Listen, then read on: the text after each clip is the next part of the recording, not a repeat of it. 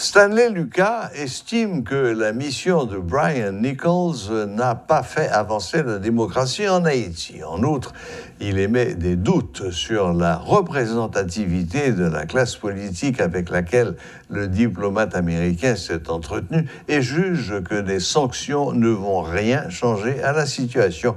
Il propose un dispositif censé être plus efficace tout en respectant la souveraineté haïtienne. Suivons l'analyse de l'expert en question de démocratie, Stanley Lucas. Si l'on veut avancer la démocratie et le régime de la loi en Haïti, on sait que la Constitution d'Haïti est très claire. Dans son article 149, lorsqu'un président est assassiné, on ne peut pas installer un président provisoire pas avant le vote du peuple. Durant cette période de transition, c'est un premier ministre qui doit diriger le pouvoir exécutif avec son cabinet ministériel. Dans les deux scénarios, qu'Ariel Henry parte ou qu'il reste, ce devra être un premier ministre. Il n'y a pas d'accord dans la Constitution de 1987. La deuxième chose, c'est la nature des rencontres. Et lorsqu'on regarde et on constate qui il a rencontré, tête syndic de Lavalas, Fridjean de Lavalas, Magali Como, il a rencontré le secteur privé. Quand on prend la panoplie de personnalités que le sous-secrétaire d'État américain a rencontré, que l'on compare ces gens aux résultats des 5 dernières élections de notre pays, ces gens n'ont aucune représentativité politique en Haïti. C'est ce que l'ambassadeur d'Albanie avait dit à la réunion du Conseil de sécurité. La classe politique haïtienne n'a aucune connexion avec les revendications populaires. Il n'y a aucune sensibilité de cette classe politique avec les revendications populaires.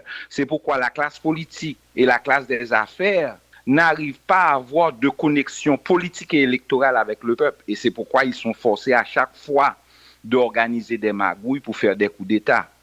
Donc aujourd'hui, l'administration américaine peut aider au rétablissement de la sécurité, de la stabilité politique en Haïti et de la démocratie en prenant des décisions qui correspondent aux revendications populaires. Ils doivent faire des choses très simples.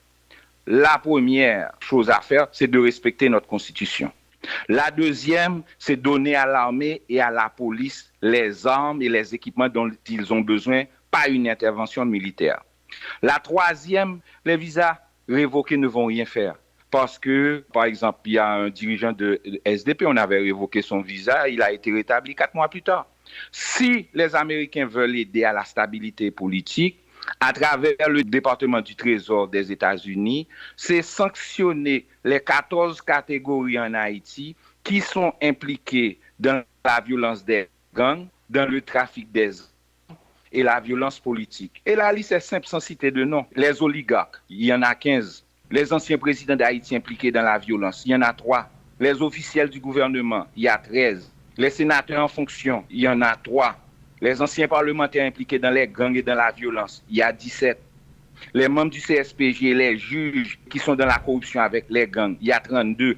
Le commandement de la police qui est impliqué dans l'organisation criminelle Fantôme 509, il y a 4. Les policiers qui sont dans les gangs, il y a 80. Les leaders politiques qui font partie des gangs, il y a 8. Les chefs de gang, il y a au moins 53. Et les membres de la Cour des comptes impliqués dans la violence, il y a 2. Droits humains, 3. Journalistes, 4. Les lobbyistes étrangers qui supportent la violence à Washington, il y a 2. C'est une liste de 14 catégories. Dans chaque catégorie, il y a un homme. Si on bloque leur compte en banque en 72 heures, la violence sera réduite de 70% en Haïti. Pas des interventions militaires ni la révocation des visas qui va changer la dynamique. C'est des actions sérieuses.